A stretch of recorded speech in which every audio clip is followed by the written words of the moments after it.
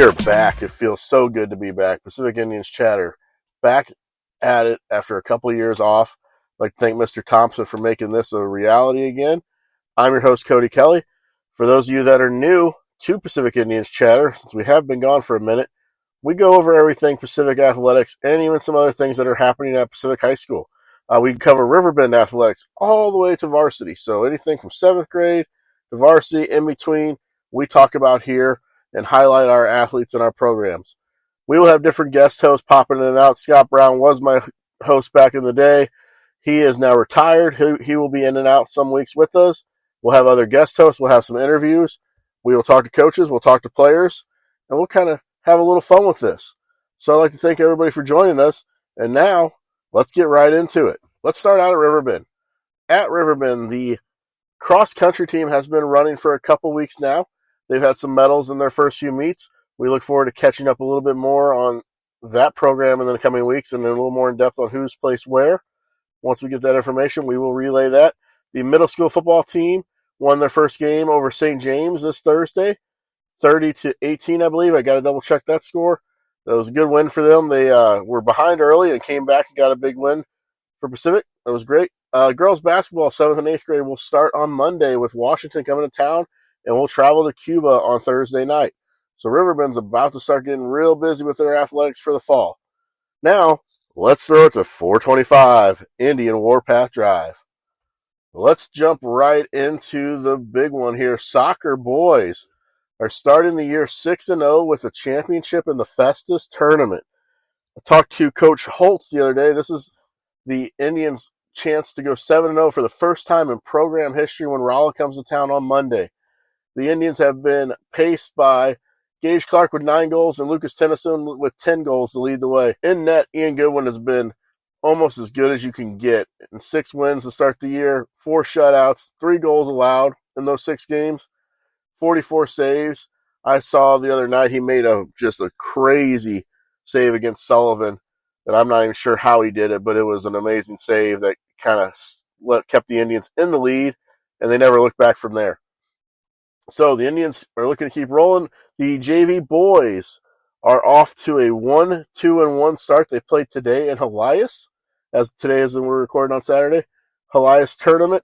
They went 0-1-1 with a tie. So they're looking to get going. JV, some of you know this starts a little slower than the varsity season. Varsity kind of gets rolling first. JV kind of has to play catch up. They're 4 games in, and we look forward to seeing how their season unfolds the rest of the way. On to the volleyball side of things. Volleyball started the year very impressive. 6-0-1 to start the season with a championship in the Windsor tournament. It's a great start to the season for the Lady Indians. The last week, the Indians had Washington as a very tough opponent. That was their first loss of the season was Washington. And then they played in the St. Charles West tournament today, where I believe they went 1-2. I'm still kind of catching up on scores from that today. So currently the Indians sit at 7-4-1 with the Windsor tournament championship under their name. The JV and the freshman team have been playing a lot as well. If you haven't had a chance to get up there, the JV and freshman games are fun to watch because they play at the same time in the main gym on the side courts. So you got volleyball just going nonstop on both sides, and then they break it down and they turn it around for the varsity. And we get the spotlight and everything in the volleyball. It's very fun, very good atmosphere. If you have not been there, check it out. We will have some interviews with volleyball hopefully this week to run through their whole season. Cross country's been off to a strong start to their season. They started off the year at the Fleet Feet opener, where they had several medalists that day. It's like Ben Smith was 5th, Dax Harrison 21st, and Lucas Godfrey 27th. On to the New Haven Cross Country Invitational Championship. The medalists were in JV, Aiden Lawler 2nd, Sarah Holcomb 9th, varsity, Maddie Rush 11th, Grace Dreyer 12th, Ben Smith 2nd, Dax Harrison 5th, Lucas Godfrey 7th place. On the day for the Indians, the varsity girls took home the championship of the New Haven Invitational. The girls finished with a score of 44. It's like golf, low score wins. Somebody's going to have to explain the cross-country scoring to me at some point in time. Coach Sawyer John, that might be your job. Today, the Indians were at the Stan Nelson Invitational, which is kind of out towards Northwest. The varsity boys, Ben Smith, 17th, Dax Harrison, 21st, Lucas Godfrey, 27th place. JV girls, Michaela Sano, 19th. Freshman girls, Dixie Mayfield, 14th. Sarah Halcomb, 15th. All in all, great day for the Indians out running today at the Stan Nelson. We look forward to catching up with Coach Swearjaw and some of those runners in the next coming weeks. Softball. The softball Lady Indians have got off to a start this year. Softball plays a ton of games quick and early into their season. If you're not familiar with softball, they play a lot, and their district is usually mid-October. It's here, and then it's over before you know it. Currently, the Lady Indians were at the Seckman tournament today. I believe they dropped a game to Union today, so that puts them at a 2-7 record, I believe, currently, with a big win over Cuba and a conference win over Owensville the other night. Coach Lewis, I was able to catch up with her. She will go in a little more in depth with you guys right now. I'm joined with Coach Lewis. We're going to catch up on the Pacific Lady Indians softball season up to date. Coach, how's the season been going so far? The season has been kind of one of ups and downs. We're a young team again this year. We're learning a lot of things. We've got a lot of, I guess I should say youth out on the field at any given time. And so we're still, taking our knocks and learning each day, getting a little better each game, I think. We had a really nice game against Owensville night before last, and I thought maybe we'd finally kind of turned a corner, but then we took some more knocks last night at Sullivan. So it's been kind of an up and down, season so far. Yeah, you talked about you got some young pitchers who've been freshmen and sophomore, I believe. All the Indians so far for varsity, except for maybe a couple. Yeah. Ayla Shapinski, she was pitched for us at the end of the season last year when Ellie went down, wasn't able to pitch anymore. She kind of finished the season out for us with Peyton McFarland. And so she came back this year, and, she's throwing the ball well. She's a lot smarter, she's throwing better pitches. And then we have Mila, of course, Mila Miller, new freshman coming in, and sister of Jalen Miller. And she's throwing the ball too. She's very consistent. She's throwing good pitches. We just need to get both of those two up in speed a little bit. We're going to be working on, increasing speed, increasing their accuracy with some of their pitches. And just overall consistency. They'll have moments where they look great and they're firing the ball great, and then there's still some moments where they're 2 or 3 walks in a row, and we just can't, we can't have them putting any runners on base extra for us. So that's what we're working on right now. You kind of described it probably with freshmen and sophomores, the good moments, and then just every now and then that freshman, sophomore kind of younger moment. Absolutely. And mixed in there. Offensively, the Indians have been swinging the bats really well to start the year. I believe McKenna Lay has been leading the way, and Kayla Swinford. McKenna Lay, actually, we got Ashlyn Young back this past week as well. She'd had a shoulder injury, shoulder concern for 2 weeks and was out, but she came back, boy, guns blazing this week, and her batting average right now, she's got a 700 batting average. And McKenna Lay has hit 2 home runs, and she's at about a 529 right now. Hits the ball so hard. I mean, I have a hard time remembering back to, probably since Annie Mueller, I haven't seen anybody hit the ball as hard as McKenna Lay does. I mean, she gets the bat around on it and really hits it. And then Michaela Swinford has been our leadoff batter and doing her job, and getting on base. She's pretty consistent with nice line drives. We call some of them little bloopy hits, but we don't care as long as she gets on base. A hit is a hit. And she's been doing her job. And then once she gets on base, her speed really helps us with stealing getting those extra bases on some of the big hits that are coming behind her. So she scored a lot of runs, had a lot of stolen bases already this year, and is really playing well.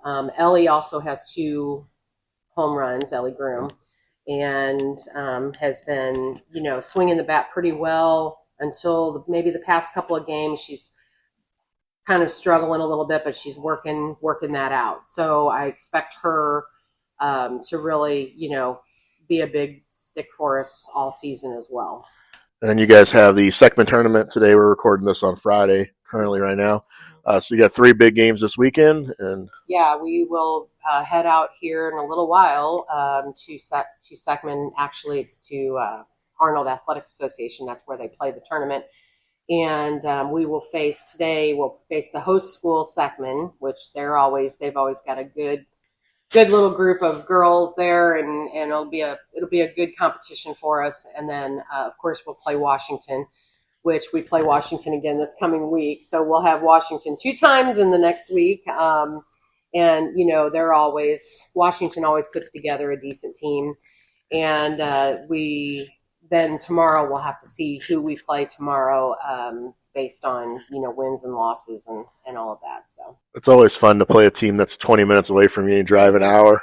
Me and Coach Meyer talk about that all the time. We play in the Owensville tournament every year, and we drive all the way up there.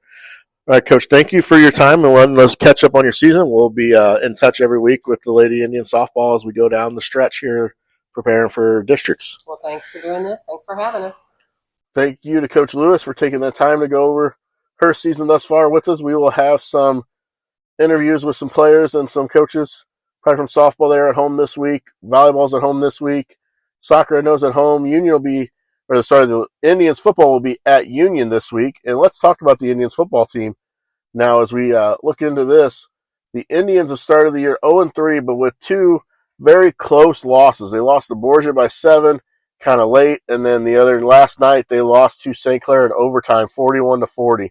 Kind of came down to a missed extra point, and St. Clair made theirs, and that is what ended the night for the Indians. Seth Stack battled through injuries. He dislocated a finger in the first game of the season and missed week 2. And the Indians were kind of a little behind with injuries against Orchard Farm, where they dropped that game. So the Indians look to get going this week against conference rival Union.